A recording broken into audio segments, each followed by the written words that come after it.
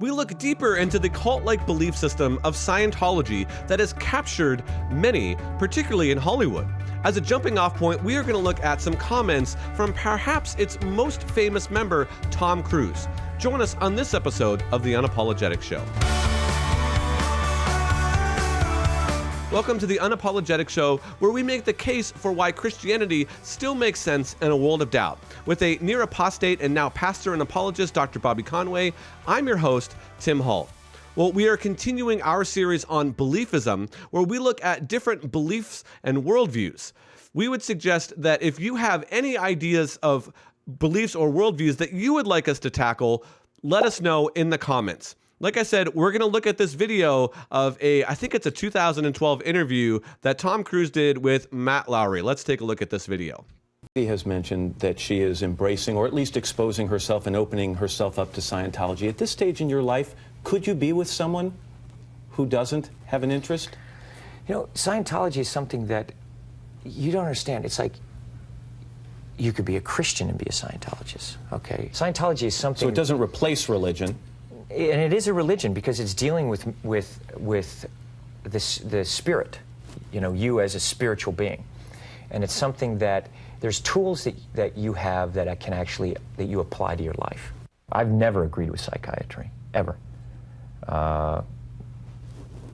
Before I was a Scientologist, I never agreed with psychiatry. And then when I started studying the history of psychiatry, I started realizing more and more why I didn't agree with psychiatry. Here we are today, where I talk out against drugs and psychiatric abuses, of electric shocking people, okay, against their will, of drugging children with them not knowing the effects of these drugs. Do you know what Adderall is? Do you know Ritalin? Do you know now that Ritalin is a street drug?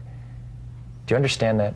The difference is this was not against her will, though. But this wasn't against Brooke's will. Matt, I'm asking you a question. I understand there's abuse of all of these things. No, you see, here's the problem. You don't know the history of psychiatry. I do. Aren't there examples, and might not Brooke Shields be an example of someone who benefited from one of those drugs? All it does is mask the problem, Matt. And if you understand the history of it, it masks the problem. That's what it does. That's all it does. You're not getting to the reason why. There is no such thing as a chemical imbalance. So postpartum depression to you is Matt, kind of a little psychological gobbledygook? No, I did not say that. I'm just asking, what would you call it? Matt, that is the now you're talking about two different things. But that's what she went on the antidepressant for. But what happens, the antidepressant, all it does is mask the problem. There's ways of vitamins and through exercise and various things. I'm not saying that isn't real. That's not what I'm saying. That's an alteration of what I'm saying. I'm saying that drugs aren't the answer, that these drugs are very dangerous. They're mind-altering, antipsychotic drugs.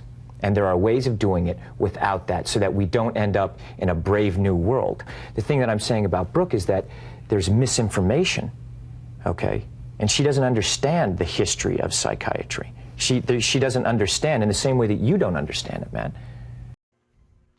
Well, he covers a lot of ground there, Bobby, but I think it would be important to start with what are some of the beliefs of Scientologists. I mean, he even said in the beginning that you could be a Christian and be a Scientologist. So let's maybe look at some of their initial claims and kind of what are some of the core beliefs that they have as we unpack this. Sure. And, let me go on record and say, as an actor, I stand in a long line of people who am a big fan of Tom Cruise. Loved his movies since I was a little kid.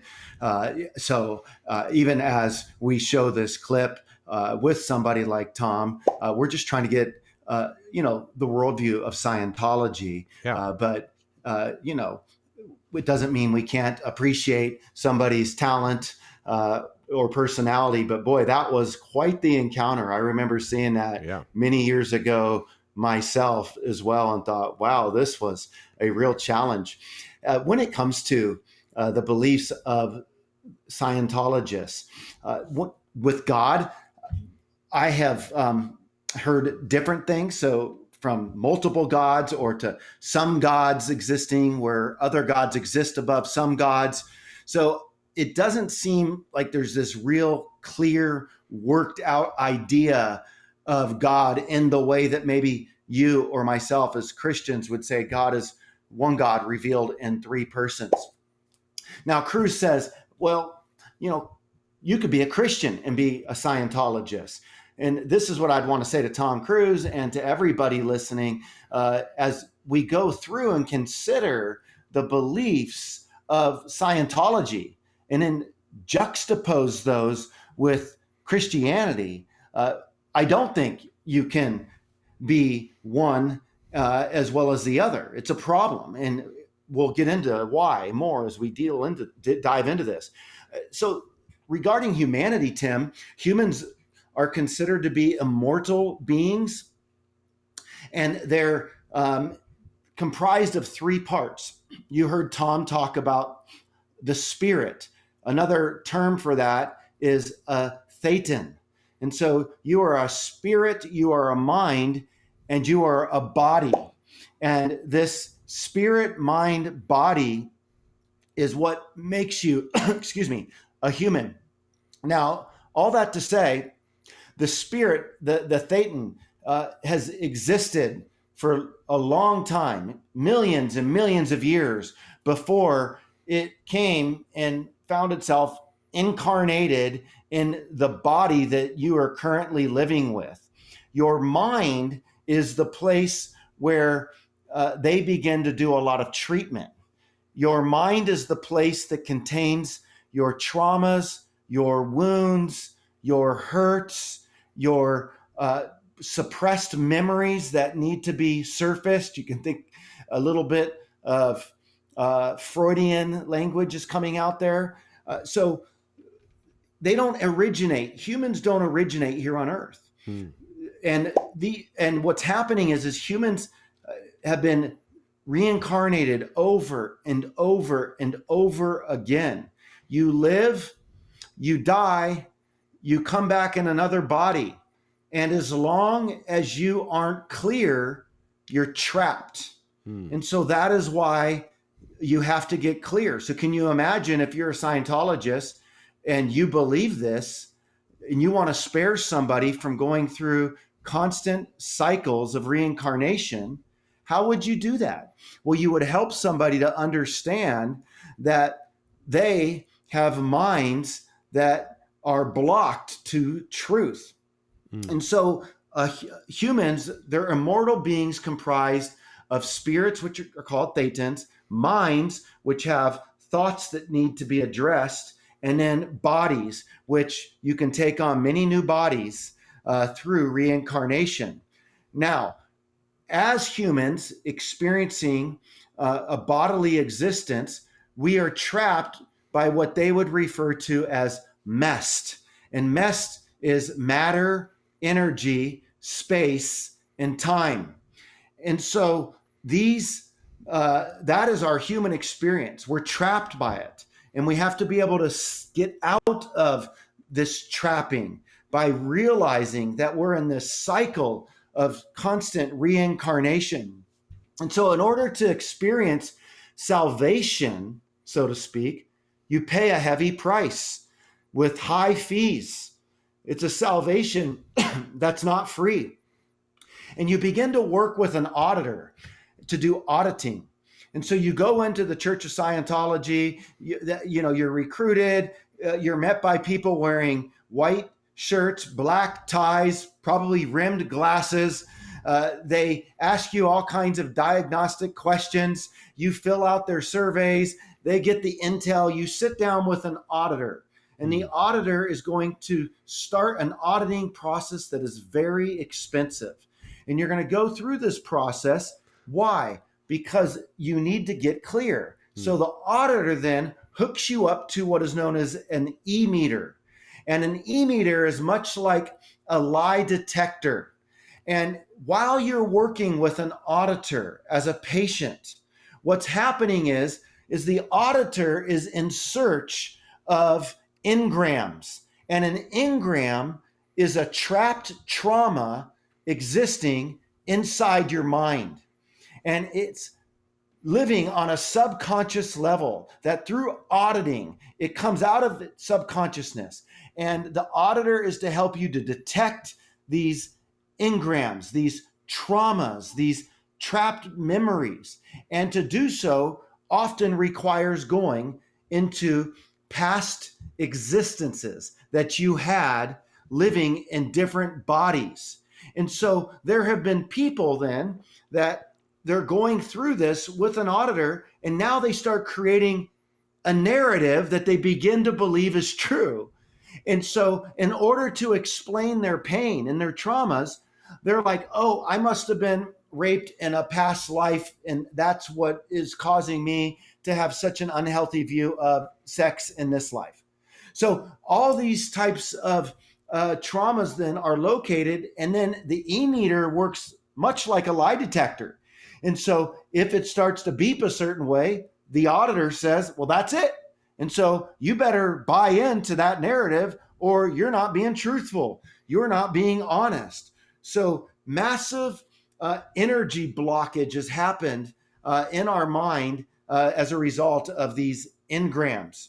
And so that's what the auditor is helping to bring about in this process, to help them to be freed. So in a contemporary way, because Hubbard, he was a sci-fi writer, the auditor is your counselor.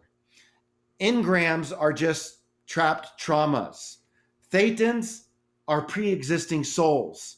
And so there it is. You can begin to see what it looks like for Scientology then to provide you as humans salvation away from your greatest problem.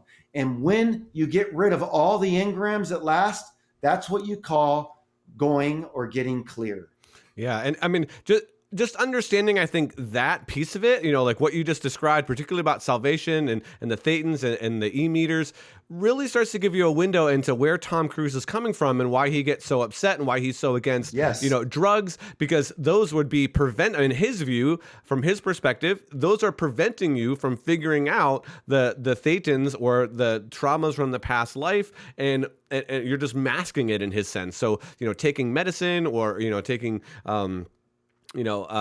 Ritalin or anything like that is actually covering up the actual problem. And he's saying, no, you have to understand what's going on here. And he's not explicit in that clip or in the rest of the interview for that matter, because most of the audience, and particularly Matt Lauer, is not a Scientologist, and they don't have that access to some of that. So again, that's really interesting. I mean, that's the price of admission right there, just to understand some of this. But unpack for us some of the problems with the movement in general, with Scientology. What are some of the issues that we need to be aware of? Sure. When you do mention Tom Cruise, you're spot on, though, because he is being sincere. Like, take it from his perspective. He really believes this, and he wants you to be clear. Yeah. And he's frustrated and he's angry because he's looking at it through his worldview lens that people are going to be trapped. Yeah. So while we would disagree with him, we also could appreciate his sincerity and his heart to see us be clear. We would just say there's another way for us to get clear of our issues. Yeah. Now, some of the problems with the movement is one, financial. I mean, Tom Cruise is worth over $600 million. A lot of these stars can afford to go up the ranks and to be hooked up to auditors. I mean, there is a price to genuinely be paid. So people don't always have that kind of money at their disposal. This is not a ministry that runs on grace, right? You talk about the fact that you're hurting and you're struggling and you're suffering. Well, you need to pay up. And that's because L. Ron Hubbard was about making money, more money, and as much money as possible, as he said before.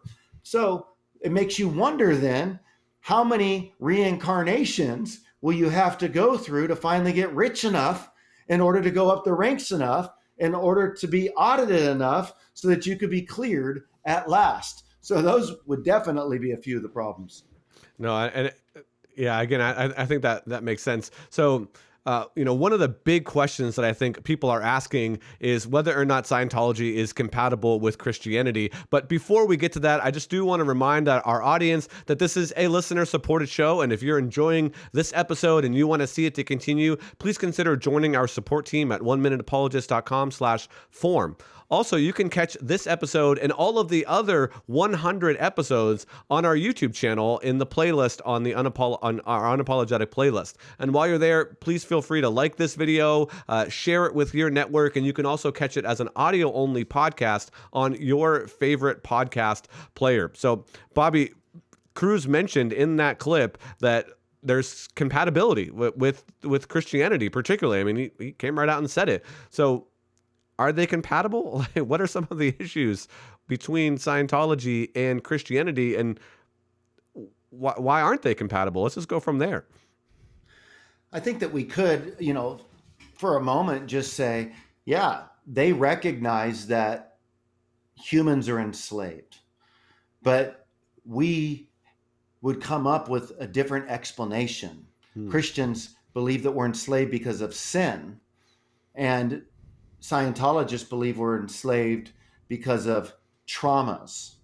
Christians believe that we get freed through forgiveness because that's what heals us of sin, right? Is God's forgiveness through Christ. They believe you need to go through an auditing process. Christians believe in the Bible. They believe in L. Ron Hubbard stuff. So we'll talk a little bit about this as we unpack this. But first off, let me just say that I've heard a Christian friend of mine who spent quite a bit of time in Scientology. He was helped. And he felt, because he found some benefits, that it was compatible with Christianity. Here's the thing, though. I totally disagree with my friend and with Tom Cruise that the two are compatible.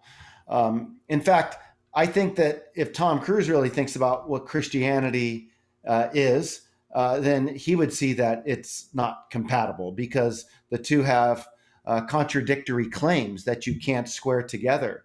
My friend spent, I believe, tens of thousands of dollars.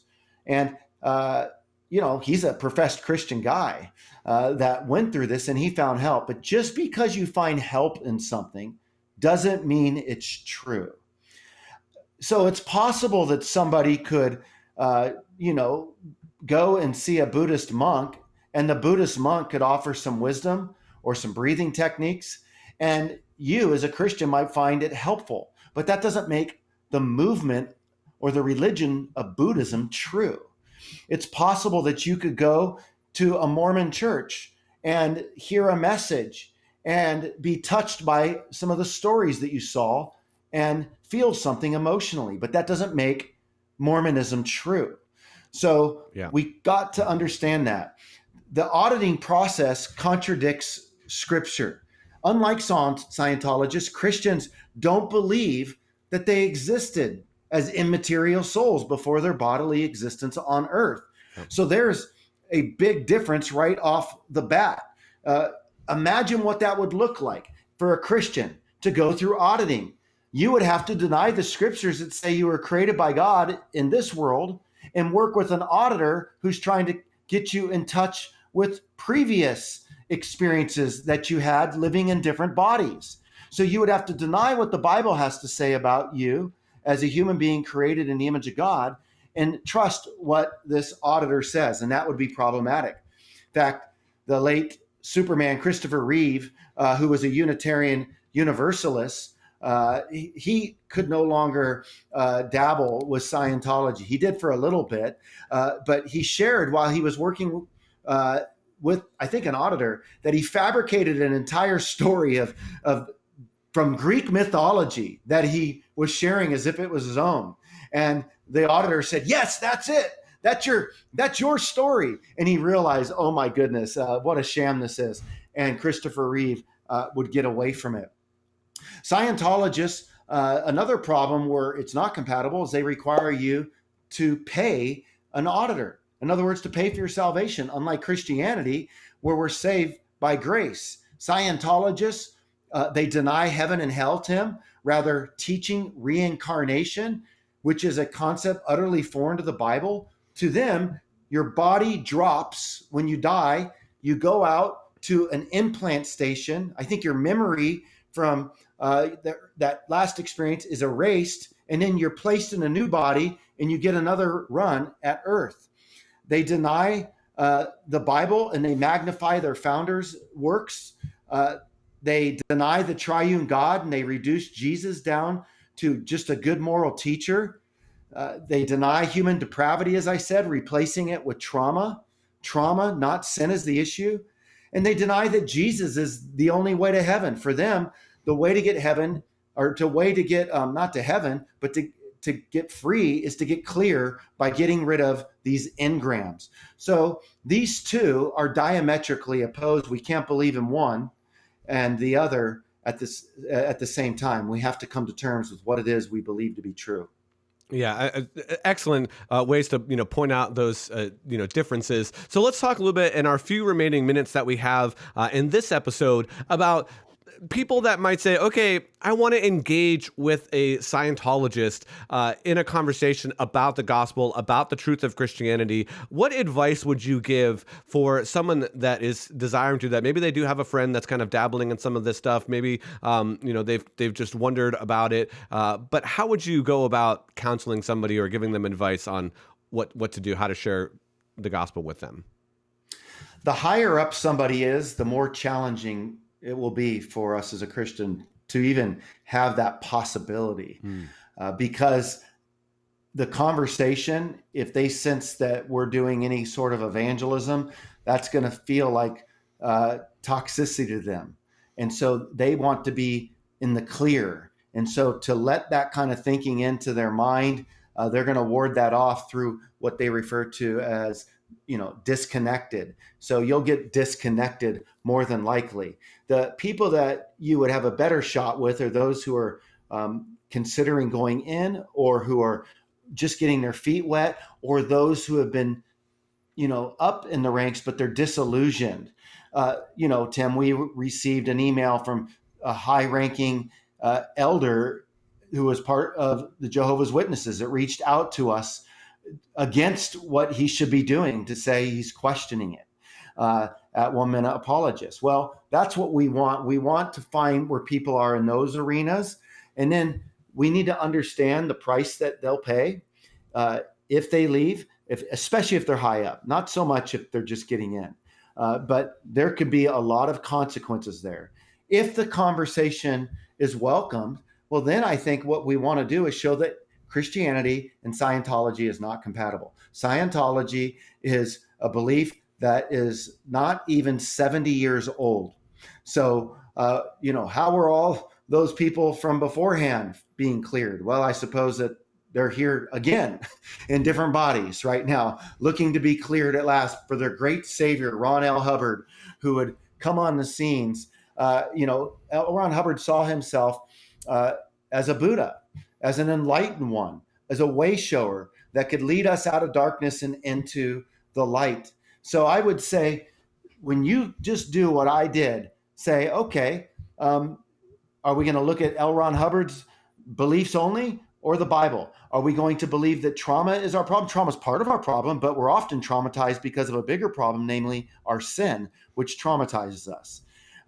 Look at some of these differences and just engage people around the core doctrines of God, humanity, sin, and the afterlife, and the purpose of life. And I think you can get into some great conversations.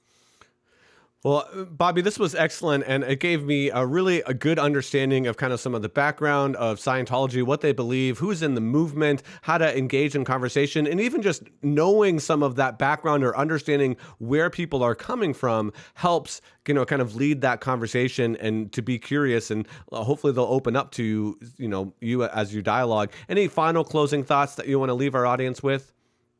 No, I just hope that this was edifying for them. And I thank you, Tim, for the interview. Enjoyed the time with you. Thanks.